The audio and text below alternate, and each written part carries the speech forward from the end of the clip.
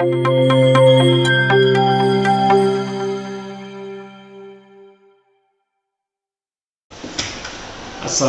warahmatullahi wabarakatuh. Salam solusi. Baik teman-teman, kesempatan ini saya Usiono akan mengantarkan beberapa kelompok diskusi kecil dalam rangka kegiatan diskusi ringan yang kita sebut dengan durasi. Mudah-mudahan teman-teman bisa memberikan dukungan untuk hal memberikan pertanyaan, komentar, like, and subscribe. Mudah-mudahan channel ini berkembang dengan baik. Selamat menyaksikan. Salam Pramuka. Halo guys, di sini kami akan mendiskusikan tentang api unggun. Sebelum kami mendiskusikan api unggun, kami akan menyanyikan Yel-Yel. Kanan duluan. Yepo, yepo, kawan bergembira di sekitar api unggun membara.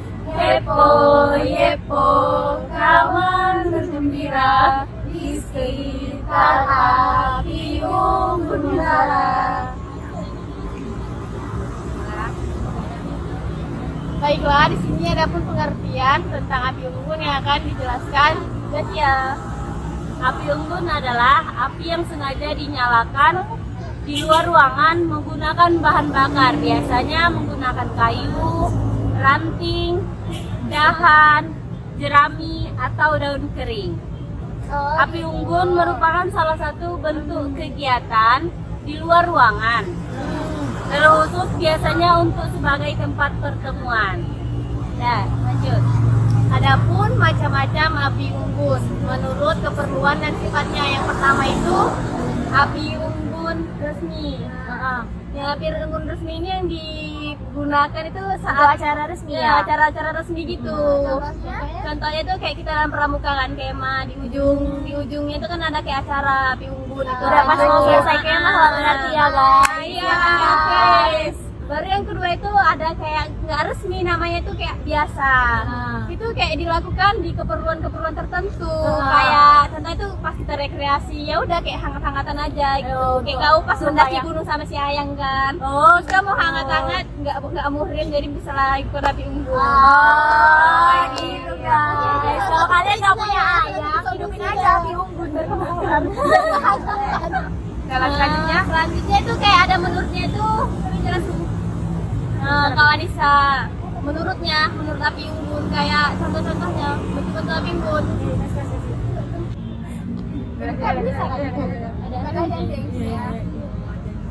Jadi selanjutnya itu ada bentuk-bentuk api unggun. bentuknya lah ya. Iya, bentuk atau model lah ya. Bentuknya itu ada empat. Ya, Ada empat atau dua sih? Oh, ada empat kan? ada dua. Oh, kesingkatan tadi kedua. Iya. Yang pertama ada bentuk tiga. Terus yang kedua itu ada persegi atau kotak gitu. Terus yang ketiga ada pagoda robot. Nah, yang terakhir itu biasanya bentuk kursi yang kita gunain biasanya buat perkemahan. Berarti dia banyak macam-macamnya lah ya ternyata. Aku kira itu yang piramida aja loh. Enggak lah, itu beda lah. Beda. Aku kira dia piramida doang loh. Karena kan Karena yang kanannya gini ya iya. ada satu kan. Kalau api unggun biasa kan, iya gini kan. Ini tuh alat-alat itu siapa alat-alat? Jadi ada pun alat-alat yang kita gunakan untuk membuat api unggun itu, yang pertama kita harus menyiapkan kayu yang ataupun ranting pohon yang sebanyak-banyaknya. Terus korek atau mancis, terus ban bekas juga bisa, tapi jangan terlalu banyak karena nanti menyengat kan. Terus kita bisa menggunakan garam untuk membuat api itu biar besar. Semakin besar ya. Iya, terus kita jangan lupa menyiapkan minyak tanah secukupnya. Nggak boleh berlebihan lah ya berarti. Iya kan. Nah, jadi cara buat api unggun itu juga ada tata caranya, ada triknya. Salah. Ternyata bukan main disusun-susun aja ya. Iya. Jadi kita harus menentukan lokasi atau medan yang mau kita buat itu harus terbuka. Terus Tapi di rumah nggak boleh ya? Nggak boleh, jangan dingin sama kebakaran selesai. terus kita perhatikan juga tanahnya atau alasnya, jadi harus bersih. nggak boleh yang basah, nanti ada vitaminnya. Terus jangan timbun. Timbun dalam artian? Ya, Apakah pohonnya di Oh iya, benar. benar. Nanti bisa nyambar ya kan. Jauh dari permukiman warga. Supaya tidak mengganggu. Ya, Lapang ya. Nah, seperti ini bisa lah ya tempat seperti kayu-kayu. Ya, boleh. Bisa, tapi kau harus ngawasi pakai seng. Oh iya. kan. Malam Nanti hari ya ini. kan? Iya. Siang hari kan. Kalau siang hari itu nggak dari angin yang kencang gitu. Nanti kebakaran pula ya kan? Iya. Lambat ya. Kita lanjut. Nah, itu pun dia ada kegunaannya weh. Kegunaan api unggun ini ada juga gunanya? Ada lah ya kan. Kira cuma bakar-bakar aja. Iya, ya kan baru tidak teriak nyanyi. Jadi kegunaannya itu dia untuk penghangat. Penghangat yang tadi seperti dibilang Dea loh, kalau kalian nggak punya ayang, ya udah buat aja lah api unggun ya kan, biar hangat ya. Nah terus itu untuk menjadi penerang. Kalau misalnya kan kita kayak lagi kemah nih kan, lagi kemah kan di hutan, jadi kan bener-bener gelap ya, nggak ada lampu, jadi itu kegunaannya untuk sebagai penerang juga. Terus yang ketiga itu guys, untuk mengusir binatang buas. Jadi kan kalau kita kemah-kemah bisa dong ngambil buaya darat. Ya kan? Bisa. Jadi untuk menyelamatkan kita semua yang sedang berkemah itu sangat baik lah unggun ini. Berarti banyak banget lah manfaat. Terus ada lagi loh yang terakhir. Iya, sebagai alat edukasi. Oh, enak. Permainan. Kayak games gitu ya kan. Oh, iya. Tapi harus diawasi. Harus diawasi. Sama Dua. Sama yang lebih dewasa. Bener. Gitu ya. Jadi banyak lah. Ternyata api unggun itu kayak nggak asal-asalan gitu ya kan. Kayak nggak langsung buat aja gitu. jadi gitu ya kan. Iya. Ternyata ada syarat, ada kegunaan. Ada macam-macamnya juga. Alat-alatnya juga terkhusus ya kan. Iya. Nanti kita akhirnya diskusi kita kan karena kita Iya. udah paham. Karena kita udah paham. Dan nyanyikan aja deh sekali lagi Yepo itu ya. Yepo, kawan bergembira di sekitar api unggun membara. Yepo, kawan bergembira di sekitar api unggun membara. Yeay! Salam Pramuka. Salam Pramuka. Bismillahirrahmanirrahim. Assalamualaikum warahmatullahi wabarakatuh. Kami dari kelompok 5 akan mendiskusikan tentang Kode Kehormatan Pramuka. Baiklah, untuk teman-teman sekalian, di sini kita akan membahas tentang Kode Kehormatan Pramuka. Apakah teman-teman sekalian tahu apa itu Kode Kehormatan Pramuka? Kode Kehormatan Pramuka sering disebut dengan suatu norma, budaya, atau nilai-nilai luhur dalam organisasi yang melandasi sikap kehidupan para anggota gerakan pramuka yang merupakan ukuran atau standar tingkah laku seseorang anggota pramuka. Nah, di sini ada beberapa macam dari Kode Kehormatan Pramuka. Yang pertama yang akan kita bahas adalah Pramuka Siaga.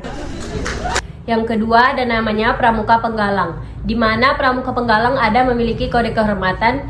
Yang pertama namanya Trisatya. Trisatya itu artinya janji Pramuka Penggalang. Yang ketiga ada namanya Pramuka Penegak, di mana kode kehormatannya satu Satya yang artinya janji, terus Dharma yang artinya ketentuan moral. Yang keempat namanya Pramuka Pandega dan anggota dewasa, di mana kode kehormatannya Satya Pramuka yang artinya janji, Dharma yang artinya ketentuan moral.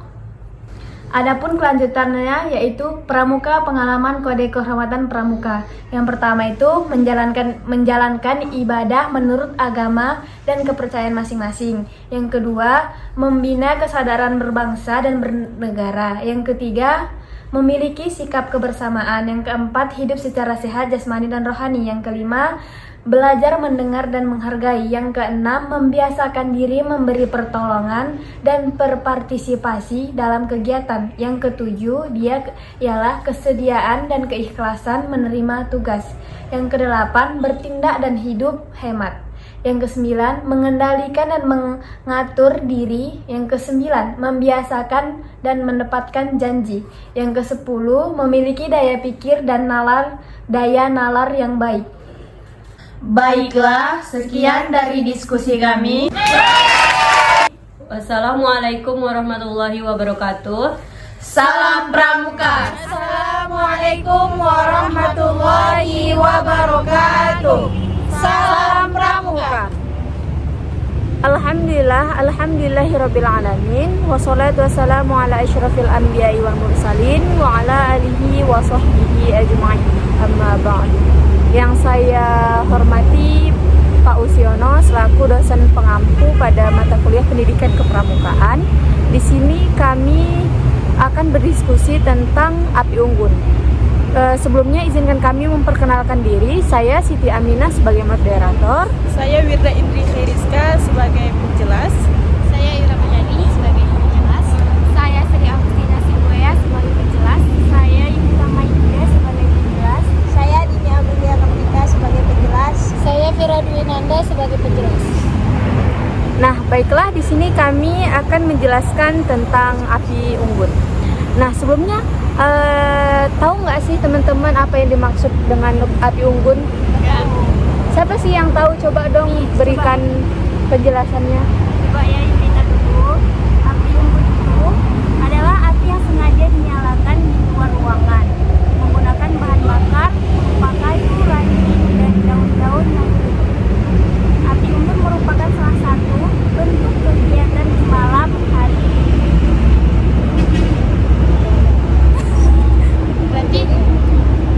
Berarti api unggun itu pas malam hari gitu ya, Harus malam hari ya. Terus Kita selalu hiburannya pakai ranting, kayu, daun-daun kering gitu. selalu dilaksanakan gitu di setiap acara pramuka ya. Ya, selalu diselenggarakan di setiap malam hari pas pramuka. Pertamanya Pas kema ya. iya pas kemah. Di samping sebagai penghangat badan juga ya kan, untuk pramuka gitu pas malam harinya.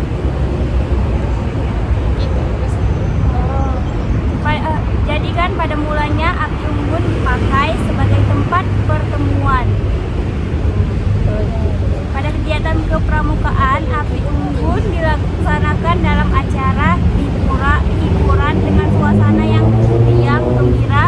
Tujuan diselenggarakannya api unggun adalah untuk mendidik sehingga menumbuhkan keberanian dan kepercayaan pada diri sendiri melalui cara berpentas. Teman-teman. Oh, jadi api unggun tadi adalah sekumpulan ranting-ranting kecil atau daun-daun yang kering itu dijadikan sebuah api gitu. Itu dilaksanakan pada saat kegiatan pramuka atau yang sering kita sebut dengan perkemahan gitu ya, Yuli. Begitu. Nah, sebelumnya tadi kita sudah nih berdiskusi tentang apa yang dimaksud dengan api unggun dan kapan pelaksanaan api unggun tersebut. Nah, jadi di dalam pelaksanaan api unggun tersebut tentunya terkandung nilai-nilai atau manfaat dari pelaksanaan api unggun tersebut. Nah, menurut teman-teman, siapa nih yang tahu apa saja manfaat atau nilai-nilai yang terkandung dalam pelaksanaan api unggun tersebut? Banyak kali yang tahu orang nih. Jadi salah satu aja Leo ya, serius oke. Nah, di dalam ada nilai pendidikan dalam api unggun itu teman-teman, ada 6. Yang pertama itu mempererat persaudaraan. Yang kedua, membuat kita rajin untuk bergotong royong atau kerjasama. Yang ketiga, membuat suasana itu gembira dan ada kebebasan. Terus yang keempat itu adanya mengembangkan bakat dan kreativitas. Yang kelima, adanya membuat kita lebih berani dan percaya diri. Nah, yang terakhir itu menciptakan keadaan disiplin bagi pelaku maupun penonton dalam api unggun tersebut. Gitu teman-teman. Iya. Banyak juga ya manfaat atau nilai-nilai yang terkandung di dalam. Pengen juga kita bikin api unggun gitu. Oke. Nah, tadi itu dia nilai-nilai atau manfaat yang terkandung dalam pelaksanaan api unggun. Nah, selanjutnya kan nggak mungkin api unggun itu dibuat kayak gitu aja. Pasti ada itu sendiri itu langsung bor kayak kompor gas meledak. Nah, pasti ada tata cara dalam pelaksanaan api unggun tersebut gitu. Di antara teman-teman ada nggak nih yang tahu kayak mana tata caranya? Siapa nih? Ayu, dah Ayu yuk. Jadi teman-teman, tata cara pelaksanaan api unggun itu ada yang pertama itu dilakukan di medan terbuka. Contohnya kayak lapangan, permukaannya itu permukaannya datar, tempatnya kering. Kalau misalnya kita lakukan di tempat tertutup nanti terbakar loh tempatnya. Iya. Iya pula. Iya pula di tempatnya. Iya. Jadi bukan yang datang itu nanti yang ada apa ya? Pemadam kebakaran. Iya, iya pula. Pikirnya apa? Kita cuma melakukan yang apa? Jadi bakar gedung. Iya, bakar gedung, bukan bakar api unggun. Yang kedua itu, kalau misalnya kita laksanakannya di tempatnya itu ada rumputnya itu kita pindahkan dulu. Biar dia nggak rumputnya, ya terserah gitu. Biar dia itu nggak rusak rumputnya. Kasih alas lah, kasih alas dia. Setelah Bukannya selesai, gini kan dibersihinnya gitu. iya pokoknya rumputnya dipindahkan dulu, hilangkan. Setelah nanti kita selesai, baru kita tanam lagi. Oh, bisa gitu ya. Iya, tanam juga. Jadi tidak kayak gitu ya. Iya, tidak merusak. Kita mengajarkan kita untuk melestarikan. Gitu. Makasih Ayu. Iya, terus yang ketiga kan. Jadi setelah kita selesai melaksanakan api unggun itu, sisa kayu sama apinya itu kita bersihkan. Iya, nah ya, dibersihin. Iya, diberesin lagi gitu ya. Akan buat kotor pisan. Dimana itu kan? Yang terakhir menjaga kebersihan. Ya benar sekali. Yang terakhir itu tidak rusak. Iya pasti. Lagipun api unggun itu dibuat dari ranting-ranting bekas gitu ya kan. Makanya sisanya itu harus kita buang. Kita bersihkan. Jadi kayak gitu ya woi pelaksanaannya woi. Jangan asal-asal berarti. Jangan Iya. jangan boleh salah ya kan. Iya. Berarti tadi pelaksanaannya yang pertama harus di medan terbuka seperti lapangan, yang kedua harus rumputnya itu nggak boleh rusak gitu misalnya kita pakai di lapangan. Selanjutnya jadi api unggun nih ada macam-macam bentuknya. Nah, siapa lah di antara kalian nih wo yang tahu macam-macam bentuk api unggun? Saya. Kira dulu. Oh, Pira. Ini macam-macam api unggun itu ada 4. Salah satunya yang pertama ada api unggun piramida. Nah, api unggun piramida ini semakin tinggi dia semakin kecil. Nah, dia ada berbentuk segitiga, ada berbentuk segi empat. Iya, karena dia tinggi kan, jadi makin ramping dia. Kayak gini lah agaknya ya piramidanya. Segitiga dia. Kayak menara apa? Yang sering sih itu yang sering. Iya, itu sering dia pakai. Terus yang kedua ada namanya piramida pagoda. Apa itu? Gimana pula? Aku tahu yang patung. Apa? Api unggun pagoda itu dia yang di tengahnya itu ditancapkan itu. Dia tancapkan kayu besar dulu di tengahnya. Nah, baru itu di pinggir-pinggirnya itu ditaruh lah kayu-kayu itu menangkap susun. Dipacangkan ya namanya. Bentuk kayunya itu peta-peta.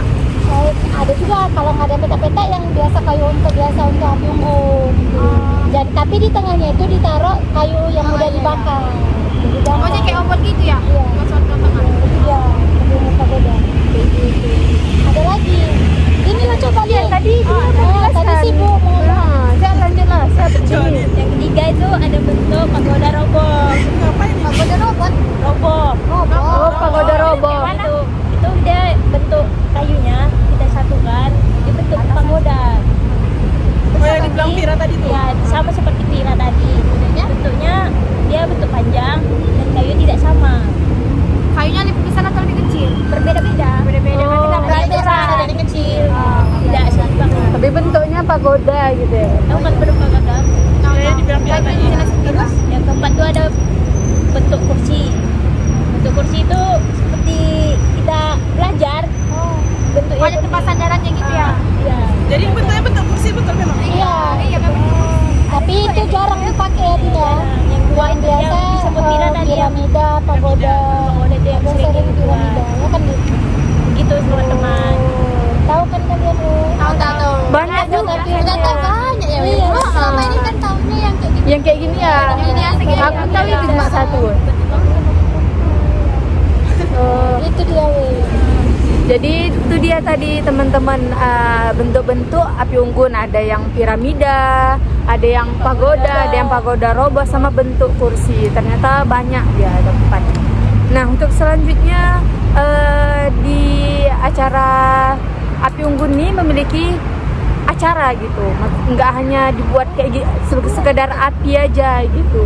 Ada acaranya. Biasanya gini sih, acara Api Unggun itu kan dilaksanakan untuk menciptakan suasana yang gembira gitu. Jadi di dalam Api Unggun itu ada pembina pramuka sih biasanya tuh kan. Nah, jadi dialah yang ikut serta dalam melaksanakan atau menciptakan suasana gembira tersebut. Jadi di dalam Api Unggun itu pun pelaksanaannya ada nanti seni musik, nyanyi, ada gerak, terus ada lawakan, ada nari-nari juga, sandiwara, hiburan-hiburan. Pokoknya itulah sih, ya kan. Hiburan malam. Biar tak tegang lagi ya. Iya, itulah enaknya Api Unggun, adanya pramuka itu ya kan. Ada Api Unggun itu yang selalu ditunggu-tunggu sih biasanya. Iya, kayak di apa? Di acara puncaknya Seneng gitu ya kan. Itu waktu pas api lagi marah-marahnya. Suasananya tuh, mabuk-mabuk sih ya. Apalagi kalau biasanya dilaksanakan malam hari, jadi lagi dingin-dinginnya. Terus untuk kelancaran pelaksanaan Api Unggun itu pasti ada yang mempersiapkannya, terus ada yang bertugas mengatur jalannya acara Api Unggun tersebut. Jadi nggak asal-asalan gitu, pasti ada seperti yang terstruktur, seperti ya acaranya itu dibuat itu di hari apa gitu. Biasa Api Unggun di hari apa? Iya kan, di hari terakhir gitu kan, hari penutupan. Pas mau pulang dari kemah gitu ya biasanya kan. puncak apa? Puncak acaranya. Terus Api Unggun itu kan sebagai kegiatan di alam yang terbuka gitu. Jadi seperti yang Ayu bilang tadi lah, di alam yang terbuka. Menyatu dengan alam lagi. Gunanya itu untuk memberikan aspek-aspek kejiwaan, Berani terhadap alam. Berani. Iya. menumbuhkan aspek kejiwaan yang baik untuk peserta didik juga sih pastinya ya. Tapi untuk menumbuhkan rasa kebersamaan iya, kan rame-rame itu kan, woy. Pegangan tangan buat lingkaran Seru banget. Nyanyi-nyanyi kita ya kan. Mantap sih itu. Jadi itu dia tadi acara Api Unggun itu dilaksanakan pada malam hari. Begitu acara Api Unggun itu dilaksanakan bersama-sama gitu. Disitulah puncaknya acara dari perkemahan di sini biasanya Api Unggun gitu, teman-teman. Mungkin hanya sekian diskusi kami mengenai Api Unggun. Nah, sebelum kita tutup nih, teman-teman nih pasti ada nih yang pernah ikut pramuka kan, ikuti kegiatan Api Unggun. Siapa sih yang mau memberikan pesan-pesan? Pernah sih waktu MTS dulu itu pernah ikut acara pramuka gitu ya kan. Jadi acara penutupannya itu ada Api Unggun gitu. Ya di situ, ya disitulah suasana paling menyenangkan. Ya ada rasa nggak sedih lah orang. Sedihnya waktu ada penutupan perpisahan. Cuma ya seneng sih. Dapat kebersamaannya. Yang terjadi di situ pada malam pramuka apa ya? Kalau yang kesurupan itu ya waktu Terlalu senang.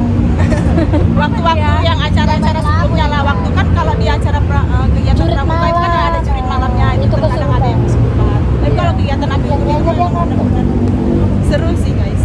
Kita harus coba. Next time. Lagi yang pesan-pesannya siapa yang pernah ngikutin Api Unggun? Seri. Tapi terakhir lagi itu ikut tahun 2019 buat acara kegiatan Fornusa Sumatera Utara. Di situ kan banyak, ada SMA ya kan, semua kali ya. 2 hari 1 malam kali itu. Jadi pas acara Api Unggunnya itu kan, kami disuruh keluar dari sebuah tenda. Jadi kami duduk di pinggir-pinggir Api Unggunnya itu kan. Iya. Pokoknya tapi ada jaraknya sekitar 2 meter biar gak kena Api Unggunnya itu kan. Iyalah, cuma akan gosong orang itu nanti kan. Api bakar orang. Iya. Jadi kan itu kan pas sudah itu kan masih dinyalakan sedikit kan. Kalau udah lama-lama semakin besar itu kan situ lanjut orang video itu. Iya, serius. Rasain. Makanya kan di tenda itu kan ada lampu. Ini semua sengaja dimatikan gitu ya. Jadi pas gelap kali itu kan di depan api kan terang kali. Iya benar. Apa kan? Trio orang ya kan? Itu dia guys. Gembira kali lah itu. Iya. Situlah kan ada yang nari. Keliling-keliling Api Unggunnya itu lah. Ada yang main musik, Iya, ya kan? ada yang main gitar. Seru lah guys. Kalian harus coba sih. Siapa lagi ada yang pernah lagi?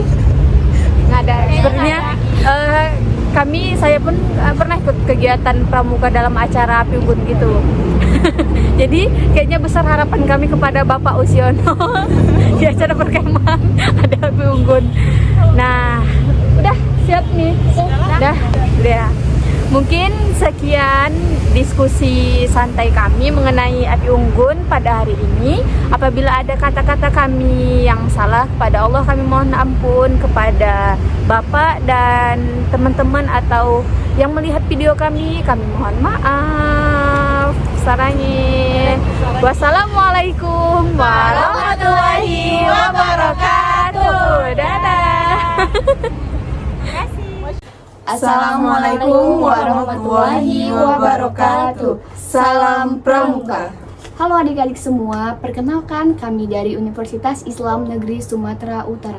Di sini kakak-kakak bertiga ingin men-sharingkan sedikit tentang materi pramuka. Tetapi sebelum kita memulai diskusinya, alangkah baiknya kita perkenalan terlebih dahulu nih, agar kita saling mengenal satu sama yang lain. Nah, dimulai dari kakak dulu ya. Nah, nama kakak Ariska Aulia dari kelas PGMI 7 semester 4.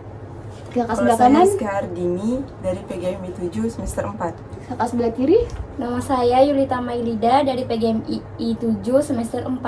Oke, itulah perkenalan kita ya kakak sebelum kita masuk ke diskusinya. Gini kak, kalau yang saya tahu dalam materi pramuka nih ya, ada itu yang namanya tanda sandi dalam gerakan pramuka. Tanda sandi ini merupakan alat komunikasi yang bisa kita gunakan di lapangan atau pada saat penjelajahan. Nah, tanda sandi ini banyak ragamnya kakak-kakak. Ada yang menggunakan bendera, ada yang menggunakan asap, ada yang menggunakan cermin dan sebagainya. Nah, tujuan kita mempelajari tanda sandi ini kakak-kakak adalah untuk melatih kepekaan kita sebagai seorang pramuka. Selain melatih sebagai kepekaan, keterampilan, kedisiplinan, mengasah juga kecerdasan dalam simulasi pemecahan sandi kakak-kakak. Nah, jadi inti dari seorang pramuka itu adalah kita harus sedia dan siaga akan segala hal. Gitu kakak-kakak. Gini, terus kan kak, selain tanda sandi dalam gerakan pramuka, ada yang namanya itu tali temali kak. Nah, dalam tali temali kita sering mencampur adukan antara tali, simpul, dan ikatan.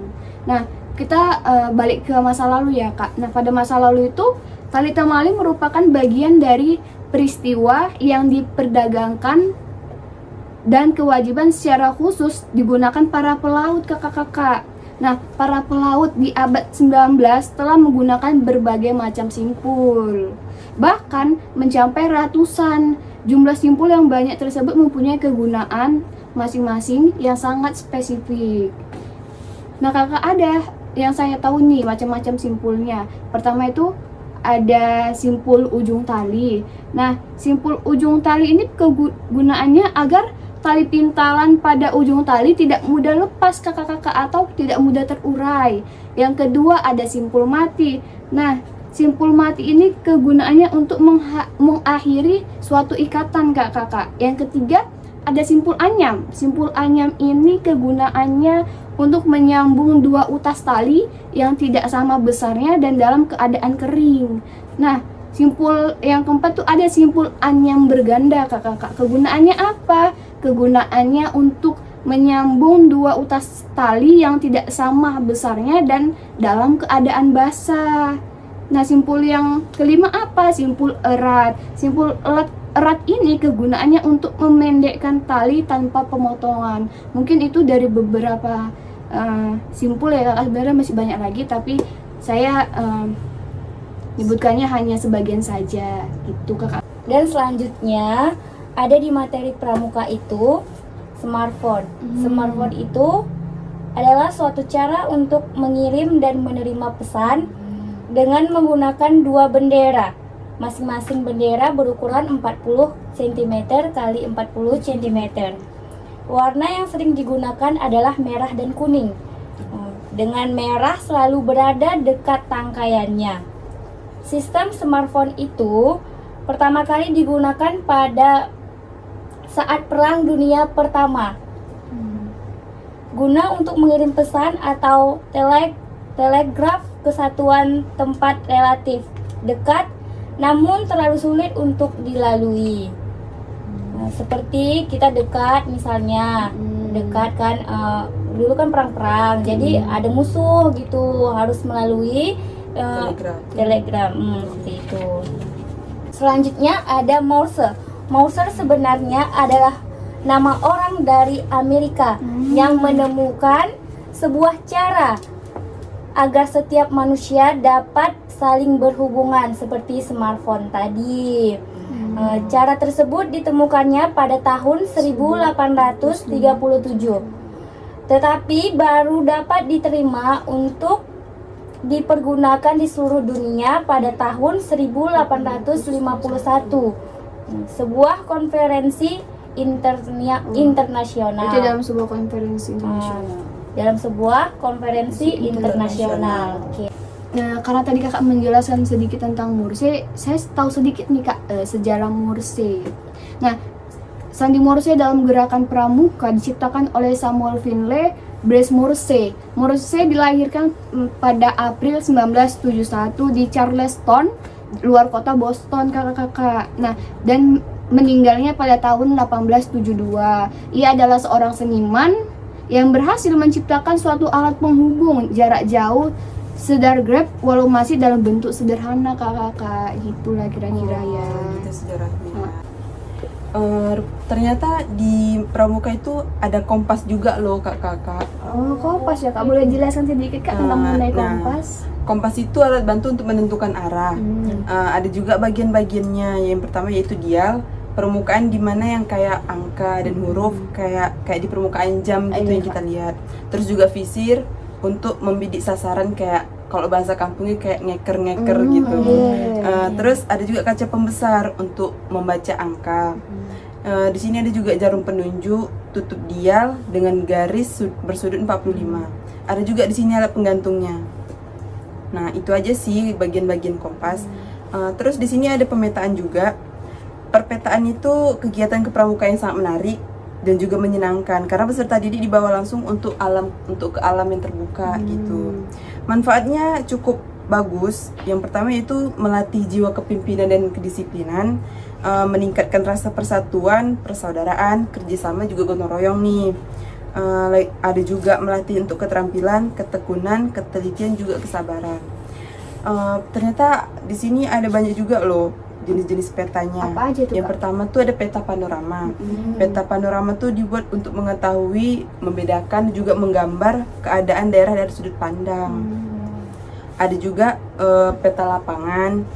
Peta lapangan itu peta menggambarkan keadaan atau kondisi suatu lapangan di daerah sekitar dengan skala yang lebih kecil. Terus juga nih yang terakhir ada peta pita. Peta pita itu gambaran dibuat dari lembaran kertas atau gulungan kertas untuk mengetahui gambaran keadaan perjalanan yang dilakukan dari suatu tempat ke tempat lainnya.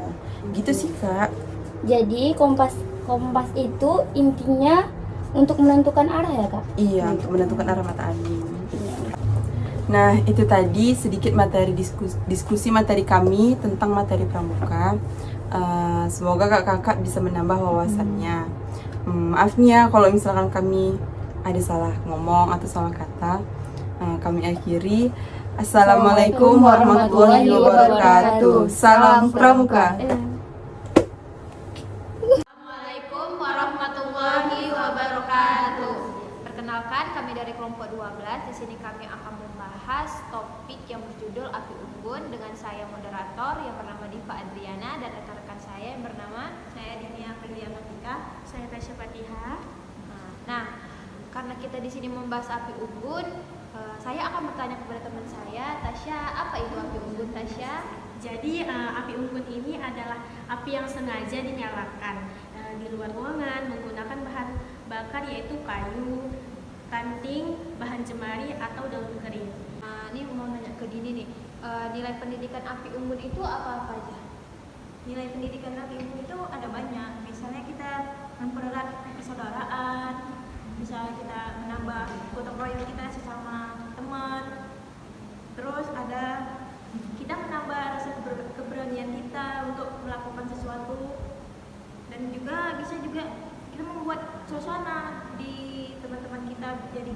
senang ataupun yang lainnya gitu di. Di dalam api unggun itu kan ada kayak cara pelaksanaannya. Itu gimana ya? Ini. Kalau pelaksanaannya itu yang pertama ya kita ruangan terbuka, ya bersifat tanah itu bersifat datar dan tidak lembab atau kita bisa kan dibilang kering tanahnya. Jadi Dip, gimana sih menurut kamu macam-macam api unggun itu?